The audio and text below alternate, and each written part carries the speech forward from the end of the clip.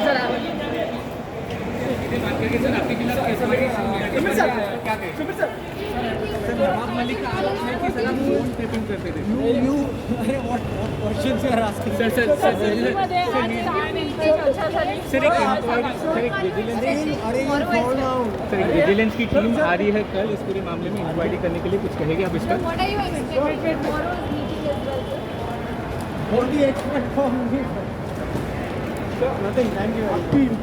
Sir inquiry के ऊपर क्या कहेंगे सर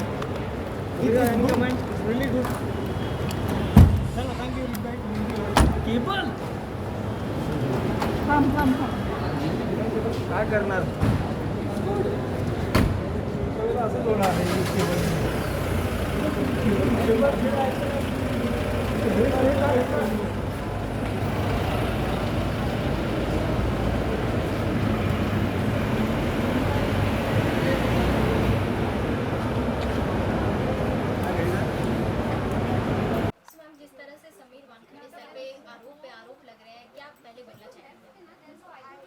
ये आरोप गलत है। ये एक ट्विटर और सोशल मीडिया के माध्यम से लगाया जा रहा है। अगर ये आरोपों में अगर थोड़ा सा भी सच होता तो माननीय मंत्री जी जो एक काफ़ी एक स्पोक्समैन है, उनके काफ़ी कोई उनको संविधान के बारे में थोड़ा बहुत तो पता होगा, ज़्यादा नहीं बट थोड़ा बहुत तो पता होगा, तो वो कोर्ट में जाइए, इतने पुख्ता सबूत हैं उनके पास। Please go to the court, talk there with your evidences, you get letters. आज एक लेटर पोस्ट किया गया था जिसके ऊपर कोई भी नाम नहीं है। उनको इतना सा नहीं पता where there is no complainant there can be no complaint. आपको पता होना चाहिए कि where there is no complainant there is no complaint. एक अननोन अज्ञात लेटर को there is no approval in law. तो आप अगर ट्विटर को कोर्ट समझते हैं तो आपकी ये पर्सनल इशू है।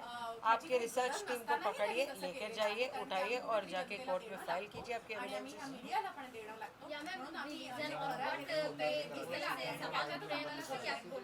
I can't hear you, I can't. ये बड़ा ही शर्मनाक किस्सा है कि कोई भी उठा के कोई भी इंसान किसी भी बेटी को, बहू को, पिता को, मृत्यु माँ को आप कुछ भी बोल रहे हो, अनाप शनाप बक रहे हो। You are at a post, you should respect women, you should respect somebody's बहू, you should respect somebody's daughter, you should respect somebody's father. आपको इस बात का एहसास होना चाहिए बेसिकली कि आप इतने बड़े पोस्ट पे हो, आपकी भी बहू बेटियाँ डेफिनेटली ज़रूर है, तो आप उनको मैंने उनको तो कभी नहीं देखा ये सवाल और जवाब के माध्यम से।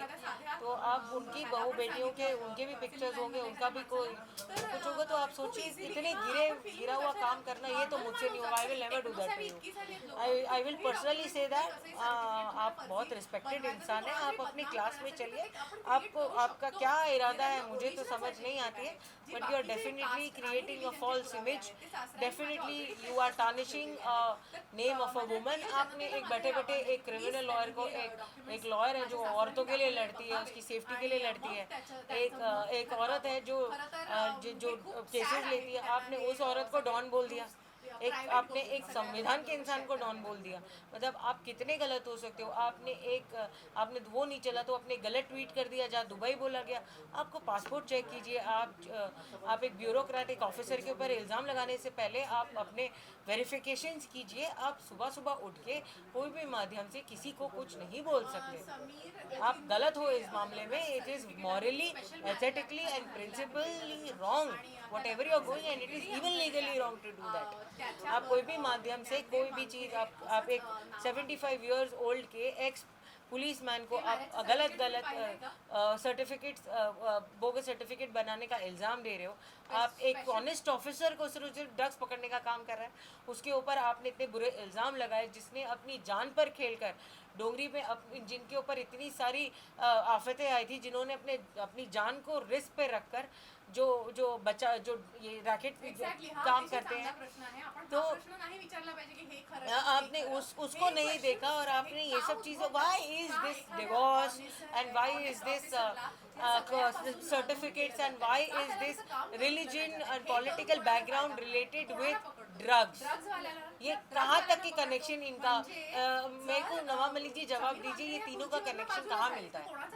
वसूली को लेकर इतने सालों के बाद आरोप लग रहे हैं, उस पे क्या कुछ बोलना चाहेंगे? बस वो अब मेरा भाई, आप एक आदमी है जो एक NIA में काम करता है, एक बड़ा ऑफिसर रह चुका है ना, जो एक इन्वेस्टिगेशन एजेंसी है हमारे देश की, आप वो एक काम कर चुका है। He is very honest on his every post, he was never labelled और never had and appointed, but the thing is that it is very sad to know that right now that he's being questioned, he's been alleged extortion, या लिया होता तो वो अब तक jail में क्यों होता है? It's a very sensible बात, as a lawyer I'm saying this, as a personal lawyer, कि अगर ये सब बात हो जाती तो कोई बेचारे अब तक वो बेचारा बच्चा जेल में क्यों होता? I'm just talking normally, like you know, as a normal lawyer, और extortion ये सब चीज़ें अगर होती तो हम नवाब मलिक जी की जगह होते, उनकी तरह जी रहे होते, उनकी तरह लाइफस्टाइल होती हमारी।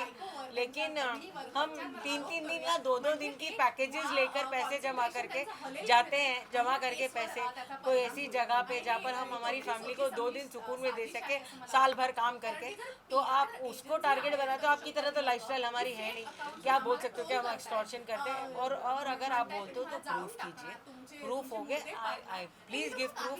ट्विटर कोर्ट नहीं है, please go to the honourable court, they are there, संविधान है हमारे लिए, प्लीज़ जाइए वहाँ बात कीजिए, वहाँ जवाब दिया जाएगा। या मैम, जिस तरह से धमकियां मिल रही हैं उसके बारे में क्या कुछ बोलना चाहेंगे? अभी तक कुछ भी नहीं पता चल रहा है कि सही है गलत है, आप जिस तरह से बोल रही है धमकियों के बारे में क्या कुछ बोलना चाहेंगे? आई एम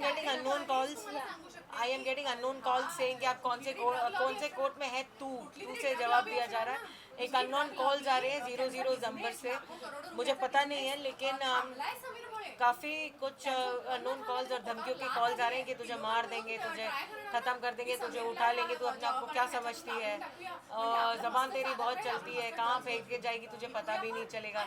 ये मीडिया तो है, दो आज है कल नहीं है, ये सब दिखाया नहीं जाएगा, तू कहाँ गायब हो जाएगी, तू रुक, तुझे दिखाते हैं, हम तुझे ट्रैप करते हैं, तेरा स्टिंग ऑपरेशन करते हैं, ये सब भी बोला जा चुका है मुझे कि तू जा रही होगी तो तेरा फ़ोटो खींचेंगे हम, कोई ऐसे सब गलत बातें बताया जा रहा है मुझे, और मुझे डर है, मुझे काफ़ी डर लगता है, मेरी फैमिली के लिए डर लगता है। फॉर अस तो क्रिमिनल्स को झेलना तो हमारा डेली काम है, लेकिन मेरी फैमिली के लिए सर्टेनली, मेरे भाई के बच्चों के लिए, मेरे खुद के बच्चों के लिए, मेरी भाभी के लिए मुझे काफ़ी डर लगता है। जिस तरह से आरोप लग रहे हैं, क्या कुछ अगर कोर्ट में जाना होगा तो आप केस लड़ेंगे, क्या कुछ बोलना चाहेंगे? आप एक संविधान के इंसान को ये सवाल पूछ रहे हो, मैं इसका जवाब आज नवाब मलिक जी के भाषा में दूंगी। अगर मैं कोर्ट जाती हूँ या कोई भी पेपर देते हैं तो मैं उसे ट्विटर पे ट्वीट करना इस बार पसंद करूँगी। ओके मैम, जिस तरह से समीर वानखेड़े इतने बड़े पोस्ट पे हैं और अब आरोप लगने स्टार्ट हुए हैं, तो क्या कुछ रीजन लगता है आपको? आप ही बताइए, आपका सवाल में ही आपका जवाब है। इतने दिन से जब मेरा भाई जो एक बहुत ही ऑनेस्ट ऑफिसर है, जब से वो रात भर वो होता है नहीं घर पे, दिन भर वो नहीं होता, वो बराबर से he doesn't eat his food, he is on the mission of cleaning India, और जवानों के साथ लेके मिशन कर रहा है वो। He is doing the whole agency is doing a wonderful work. There are people in the offices, they come, I have an NGO, वहाँ पर माँ बाप आके मुझे थैंक यू बोलते हैं कि हमारे एरिया में बिल्कुल आपके भाई के वजह से हमारे बच्चे सुधर गए। So I see the good part of it basically. So अभी that is the only thing. हर एक बुरे के साथ एक अच्छा होता है, हर एक अच्छे के साथ बुरा होता है। मुझे पता है कि हम सब सच हैं, हम पूरा वानखेड़े परिवार सच है, तो सत्य में जीत ही होती है। So we are waiting for सत्य की जीत होगी। आपको जो करना है, आपको जो इल्ज़ाम लगाना है वो आप बिंदास लगाइए, क्योंकि हम अब बैठे हैं यहाँ पर। इस बात का ये सबूत है कि हम बैठे हैं यहाँ पर, आपका जवाब देते हैं। पहले एक बनाया गया था स्टार्टिंग से, एक 1-to-1 अगर आप सीक्वेंस देखोगे तो पहले मेरा नाम लिया गया विटनेस के साथ, फिर सेकेंड आपने मेरा नाम, फिर मैं आई पिक्चर में, आपने मेरे न्यूज़ चैनल्स में मेरे जो स्टेटमेंट्स गए, फिर उन्होंने मेरे ऊपर ज़्यादा ज़्यादा ध्यान दिया। फिर मेरे दुबई और मालदीव्स के फ़ोटो जो उनको पता भी नहीं है कि मेरी भाभी और मैं उनकी फैमिली मेरे भाई मेरे साथ थे, उनको ये पता भी नहीं है और मैं अकेली गई थी, उन्हें ये बात का पता नहीं है। प्रोटोकॉल लेवल होता है, पासपोर्ट चेक कीजिए, आप वेरिफिकेशन चेक कीजिए, आपको एक बात पता होना चाहिए। तो बेसिकली आपको कुछ भी मालूम नहीं है और आप इल्ज़ाम पे इल्ज़ाम लगा रहे हो। फिर थर्ड आपने मेरे डैडी के ऊपर इल्ज़ाम लगाया, दैट्स द सीक्वल, आके आपका कास्ट बुरा है, आप बोगस इंसान हो। जो इंसान 75 ईयर्स का है, जो एक एक्स पुलिस ऑफिसर रह चुका है, आप इनडायरेक्टली बोल रहे हो कि पूरा सिस्टम फेलियर है। ये आपने the whole system has kept my brother and given him such a post. आपने पूरे सिस्टम को फेलियर करार दिया है कि फेलियर कि आप सर्टिफिकेट चेक नहीं कर पाए, उनका नाम डिफरेंट है। आप सिस्टम फेलियर प्रूफ करना चाहते हो इसके माध्यम से। आप बोलना चाहते हो कि सब बोगस है, मैं ही सही, आप ये बोलना चाहते हो, आप पूरे सिस्टम को फेल बताना चाहते हो। ऐसे तो आप एनआईए के ऑफिसर को बोल रहे हो, वो जीएसटी जो रह चुका है, उनके पोस्ट अलग अलग हो चुके हैं। आप पूरे एनआईए में भी हो चुका है, एक बड़े बड़े पोस्ट पे एजेंसीज पे, आप सब एजेंसीज को आपकी उनको दिखा रहे हो कि ये कितने बड़े फेलियर हैं। आप ऐसा बोल रहे हो कि उन्होंने ओवरचेक नहीं किया होगा और जाने दिया होगा। आप ये केसेस को, आपके पास अगर मैं आपको एक एडवाइस देना चाहती हूँ, अगर आपके पास इतने अच्छे सबूत हैं, आपके पास एक्सीलेंट सबूत है, आप बहुत स्ट्रॉन्ग हो, आप फाइनेंशियली बहुत ज़्यादा स्ट्रॉन्ग हो, आप एक पॉलिटिकल बहुत अच्छी पोस्ट पे हो, आप उठिए और कोर्ट जाइए। जिस तरह से आर्यन खान का उन्होंने संगाल रखा था अभी तक का, उसमें क्या कुछ बोलना है? उनसे आरोप लग रहे हैं कि नहीं, right now I came to know with my lawyers that there was a affidavit filed by the advocate of Aryan Khan, that he has Mr. Samir Wankhede has no involvement in that, and that is a good news for our lawyers. But the thing is that it's sub judice और मुझे उसमें no comments है। ये case मेरे हाथ में नहीं होता तो definitely I would have given a statement. Thank you so much. So ma'am, जिस तरह से समीर वानखेड़े सर पे एलिगेशन लग रहे हैं और सर्टिफिकेट को लेकर, एजुकेशन क्वालिफिकेशन को लेकर, क्या कुछ बोलना चाहेंगे? मुझे ऐसा लगता है ये सारे एलिगेशन बेसलेस है। इसके साथ हमने बहुत सारे प्रूफ्स ऑलरेडी हम दे चुके हैं और ये हमको देने की भी ज़रूरत नहीं थी, क्योंकि ये उन्होंने कोर्ट में नहीं लगाए, एलिगेशन ट्विटर पे लगाए हुए हैं एक सोशल मीडिया हैंडल पे, और उसके बारे में हमें एक्सप्लेनेशन देने की हमारी कोई रिस्पॉन्सिबिलिटी थी नहीं, लेकिन फिर भी हमने दिए। उसके सारे सर्टिफिकेट्स मेरे फादर इन लॉ ने मीडिया के सामने ऑलरेडी पेश कर चुके हैं, लोगों ने वो देखे हैं और आज भी जनता समीर के साथ है और अभी भी प्रूव हो चुका है कि कौन फर्जी काम कर रहा है। और ऐसे डॉक्यूमेंट्स रोज बन सकते हैं, कोई भी इंटरनेट से प्रिंट कर सकता है। जिस तरह वसूली का उन पे आरोप लग रहा है, उस पे आपका क्या बोलना है? कभी दुबई का नाम आ रहा है सामने, कभी मालदीव्स का नाम आ रहा है सामने। नहीं, मुझे ऐसा लगता है कि एक्सटॉर्शन अगर समीर को करना होता तो कब के कर चुके होते। आज की डेट में उनके जैसे स्पॉटलेस करियर नहीं है, बहुत कम ऑफिसर्स ऐसे हैं जो उनके जैसे ऑनेस्ट काम करते हैं। तो मुझे ऐसा कहना है कि वो जैसा काम करे उन्हें करने दीजिए। वो एक्सटॉर्शन के अगर चार्जेस कोई लगा रहा है तो उसके साथ में कोई प्रूफ भी पेश कीजिए, कोई इलेक्ट्रॉनिक प्रूफ हो, कोई मैसेज हो, कोई समीर वानखेड़े का कोई रिकॉर्डिंग हो, कुछ तो हो। सिर्फ हम ऐसे नहीं बोल सकते। तो वैसे भी मैं भी बोल सकती हूँ हाँ इसने एक्सटॉर्शन किया, उसने एक्सटॉर्शन किया। ये बेसलेस कमेंट्स हैं। आई डोंट थिंक ऐसे बेसलेस कमेंट्स पे किसी ने ध्यान देना चाहिए। ओके मैम, जानना चाहूँगी कि जिस तरह से ये समीर वानखेड़े पे आरोप लग रहे हैं, बहुत सारे आरोप ऐसे लग रहे हैं जो उन पे नहीं ये हो रहा है। सो आप क्या मतलब अगर कोर्ट में जाएगा ये केस तो किस तरह से खारिज हो?